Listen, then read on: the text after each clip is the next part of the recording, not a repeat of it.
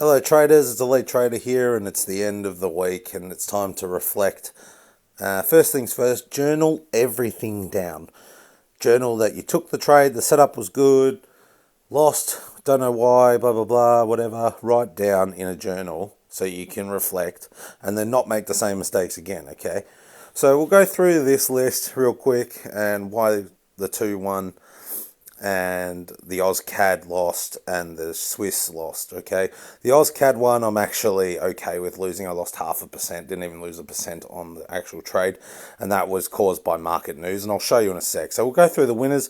Oz Swiss, let's have a look at the Oz Swiss. So as we go back in time, let's have a look. So on the 4 hourly, we made a new high at that point in time when markets want to load. So we made a new point, a high at that point in time, okay?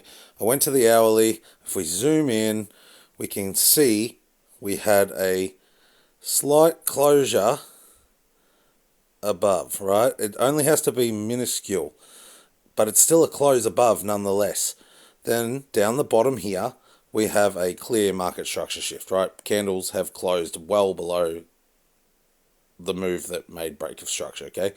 Order block goes at the last up candle, and that's the full candle, wick and all. So if I take this back here, boom, right? Price comes in, tags, right? And this is why a lot of people probably have their stops here if they're waiting, but I always have my stops well above. Price gives it another little love tap before completely selling off. That is that trade, right? That's that winning trade. Nice 1 to 2, 1 to 3, that's fun. The next trade, I believe, was, let's have a quick look, Euro AUD. Let's get into that one. Sorry, bear with me. Euro AUD, same thing again. Okay, we had a break of structure to the downside.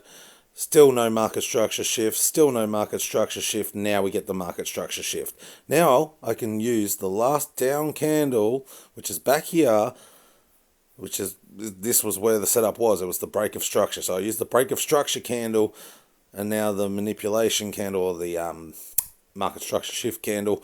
I put my entry, which is this green line, at the top of the candle because you want to take that full last down candle. Even though we've been in and out of here, we finally touch, right?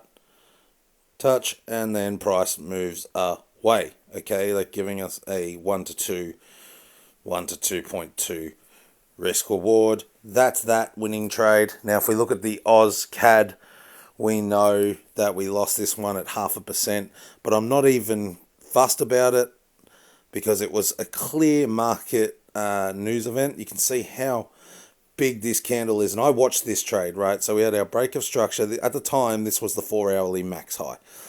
Price break structure, then clear market structure shift. Where does your entry go? Well, your entry goes at the candle, last up candle, right? So we're just going to take this to here.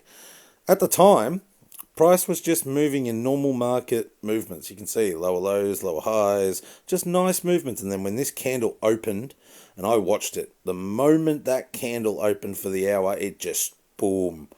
And there was like, it tagged straight in, straight out. So I was okay with that because the setup was perfect. Everything was perfect. It all met my strategy. It was just clear market news that screwed it up. But then it gives us a new 4 hourly high and does the exact same setup. We have a break of structure, market structure shift, price comes back and then drops away. So even if I didn't take this trade, but even if I did, I would have made back that 0.5% and probably profited another 1.5%, 2% on top. So you're looking at $550 loss on the first one and then a 2.5 grand profit on the other one, making it a 2 grand overall profit, right? Just clear market news, and that happens. Like it, you don't have to trade news. I wasn't planning on trading news. I honestly didn't even look. I don't really give a fuck about news, and that's just honest. Why did this one lose? Well, now this is why I journal.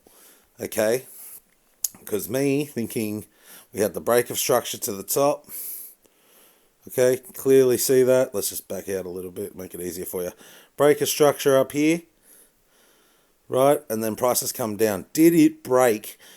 Did it close below? Did the body of the candle close below this? No, it didn't. It wicked. Me thinking I could do a cheeky little, don't follow my rules. And I'm a professional trader and I make a shit ton of money monthly, yearly. And I still make mistakes like this, but I journaled it. I journaled it down, and you know what? I'm not going to make this same mistake again because it's in my journal. I can look at why I lost that trade and go, okay, well, fuck, don't trade when it wicks. Trade when it closes below. And then all of a sudden, price came back up, tagged us in, and yeah, we were doing okay.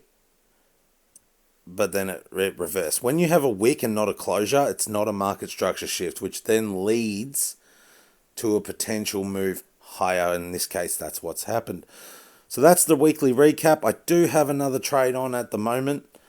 It consolidated for pretty much most of the week, and now we're starting to see some movement higher, which is perfect for us. We're currently in that trade. We're about nearly $600 up on that trade, and that will be pretty much all those trades for this week heading into next week.